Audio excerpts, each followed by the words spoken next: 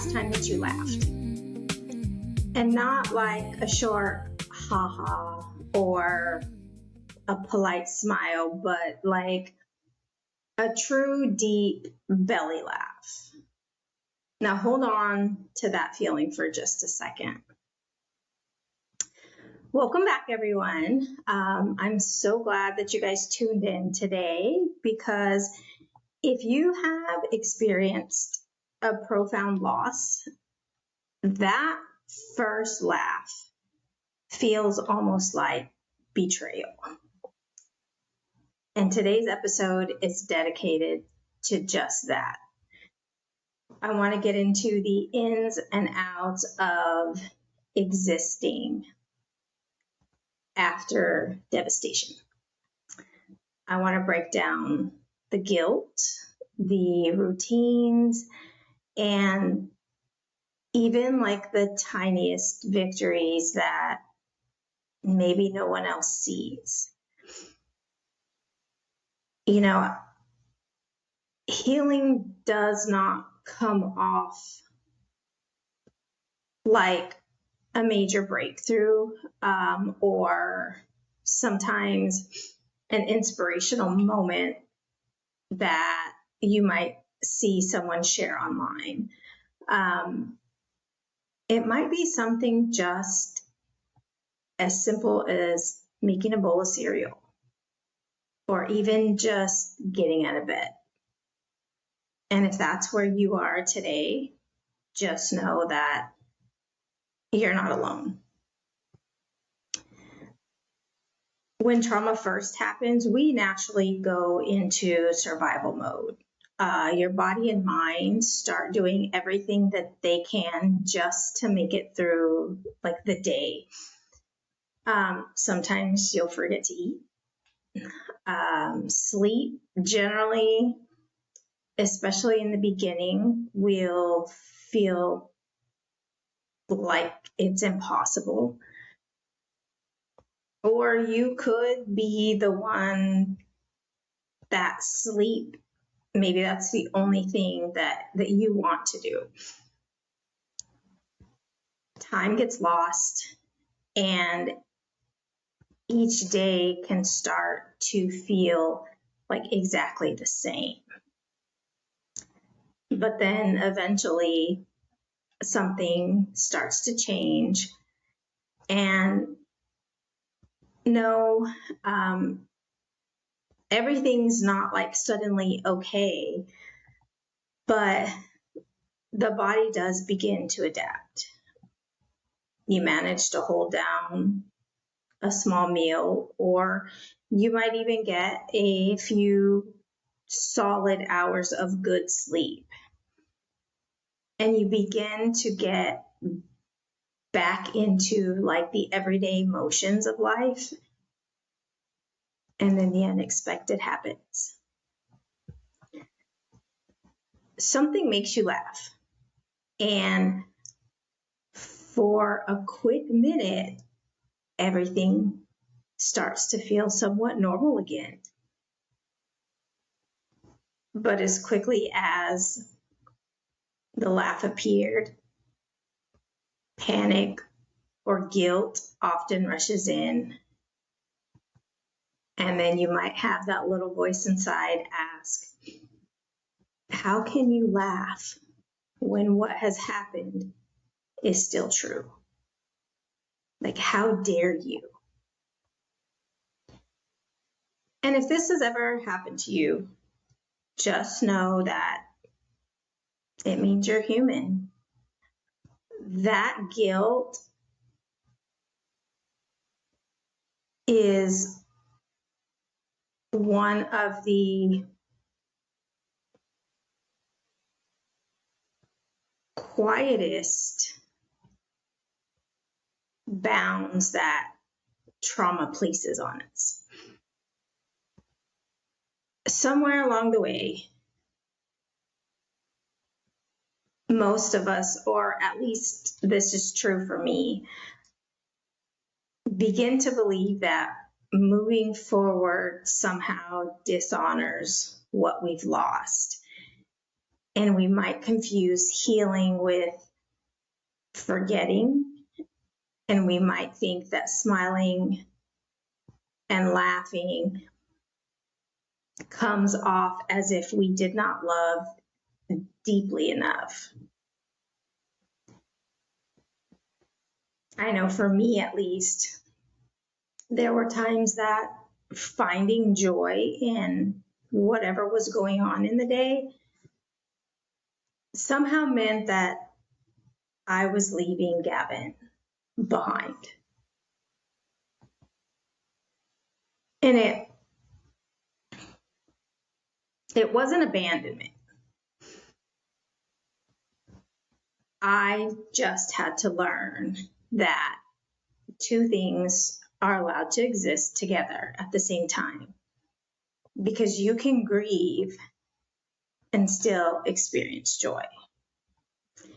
And if we're going to be honest about the guilt, we have to be honest about the grace, especially when you're living in survival mode. Because when you're living in survival mode, success doesn't look the same as it did before. It looks completely different. You know, I just have been on vacation the last 10 days.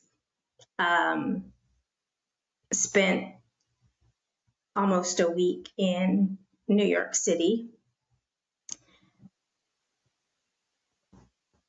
And with that in mind, you know, the world celebrates promotions, vacations, and a lot of other major accomplishments, but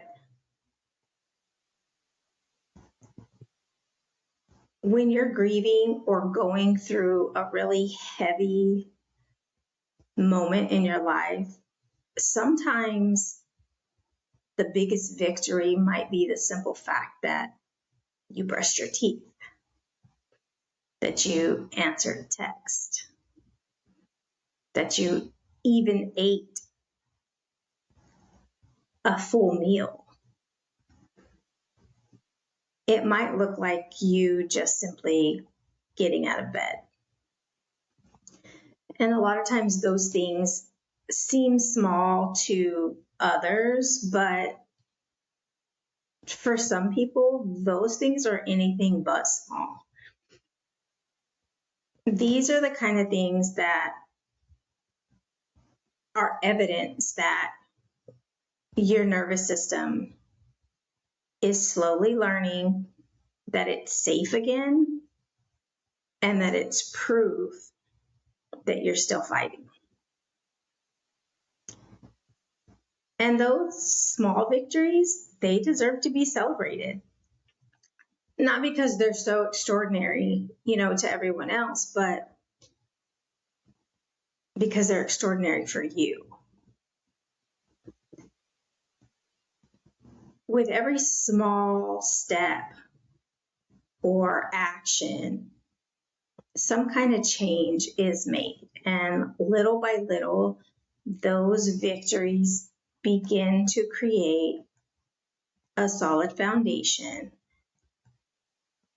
And before you realize it, you start to cross that line that in the beginning, you really never thought that you would reach. The line between surviving and living is sometimes very hard to envision when you're in the thick of grief or profound loss.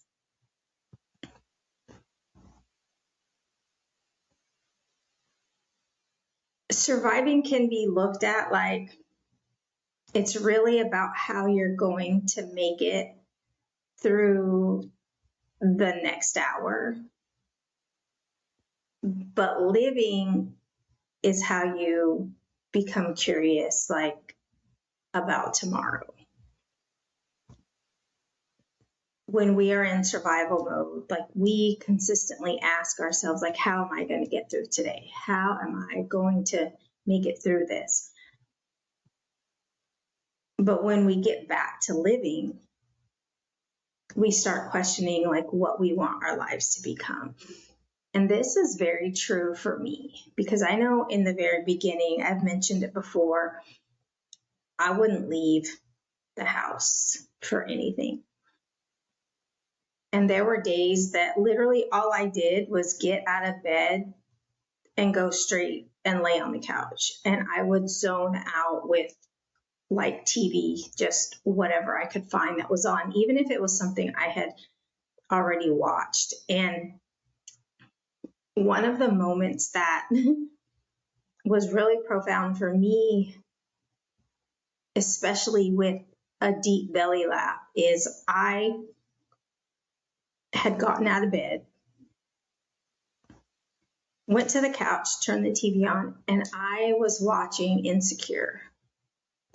And I don't remember which part it was on, but if you haven't seen Insecure, you need to watch it. If you have, like, you know how ridiculous a lot of parts of the series are. But I remember it was on and I was watching it, and I don't remember which part it was, but I remember laughing. And I remember thinking,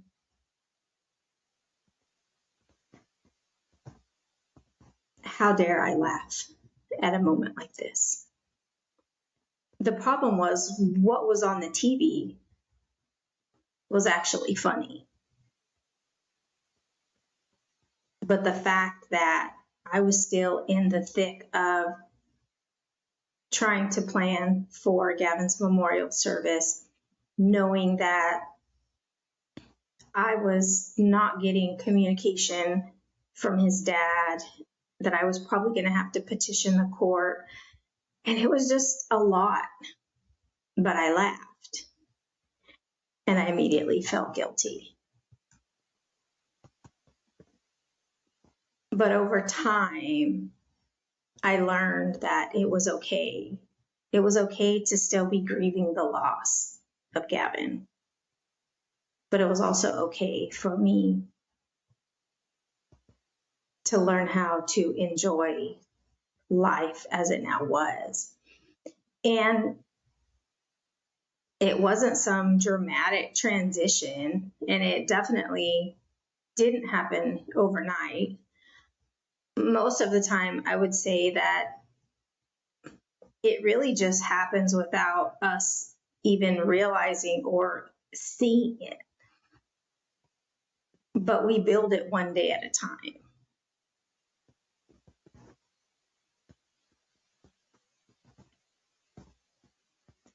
And I don't think that people give enough credit to those building blocks. There was a point after losing Gavin that I isolated myself from everything and everyone. And it was always because I didn't want to go around people and be that killjoy. My husband has a group of friends here in our area. And prior to that point, I would say that we probably got together on some holidays. We probably, I think, prior to were maybe meeting up once every couple of months, you know, doing like things like bowling, just meeting at someone's house. And it was like a family friendly thing. Like everybody who had kids, if their kids were home, like everybody came. And I remember that shortly after, I know there was a couple of times that he told me, hey, we were invited. And before I even let my husband finish to what it was we were invited to, I just immediately said, I don't want to go. And he was so respectful. And he would just say, well, I just wanted you to know that we were invited, including you. But I wouldn't go. And I would always tell him, if you want to go, go. But I'm not going. And his response was always, well, I'm not going without you. But over time, I started to feel bad that I'm putting up this wall between the friendship that we have with these people simply because of the things that I'm going through. And